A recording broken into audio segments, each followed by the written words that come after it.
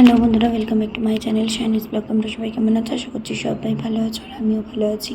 তো তোমরা তো জানো আমি এসেছি বাপের বাড়িতে, কিন্তু তাহলেও হবে কি, অফিস তো ছুটি নেই, তাই অফিস যেতেই হবে। তাই সকালবেলা মা আমার খুব পছন্দের চাউমিন টিফিনে করে দিয়েছে। আমার তো এই বাড়িতে আসলে মায়ের কাছে ভালো ভালো খাবার আবদার থাকে। তো যাই হোক, তারপরে এইদিকে বেরিয়ে পড়েছি অফিসের জন্য।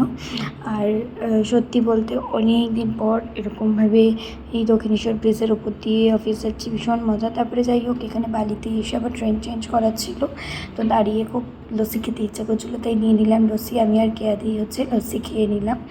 আর তারপরে অফিসে গিয়ে টুকটাক কাজ ছিল, সেটা করে ফার্স্ট কাজ ছিল চা খাওয়া, সেটাও করি। তারপরে কাজ বাজ শেষে দুপুরে বসেছিলাম লাঞ্চের দিকে, অনিশা কি মন দিয়ে টিফিন করছে আহারে। তারপরে বিকালে ছিল হচ্ছে কেয়াদির ফেয়ারওয়েল এবং রাখিদির ওয়েলকাম। অ্যাকচুয়ালি আমাদের প্রত্যেক বছর ম্যানেজার চেঞ্জেস হয়, তো আমাদের নতুন ম্যানেজার এই যে রাখি ম্যাডাম। রাখি যাই হোক, ভীষণ একটা আনন্দের মুহূর্ত এবং দুঃখের। তারপরে বাড়ি এসে দেখলাম বোন এই বুকেটা নিজে বানিয়েছে। ওর সামনেই জন্মদিন, অবশ্যই তোমাদের সাথে জন্মদিনের ভিডিও শেয়ার করব। আর বললামই যে ওর জন্মদিন, তার জন্য দিদির কাছে আবদার যে নেলস করে দিতে হবে।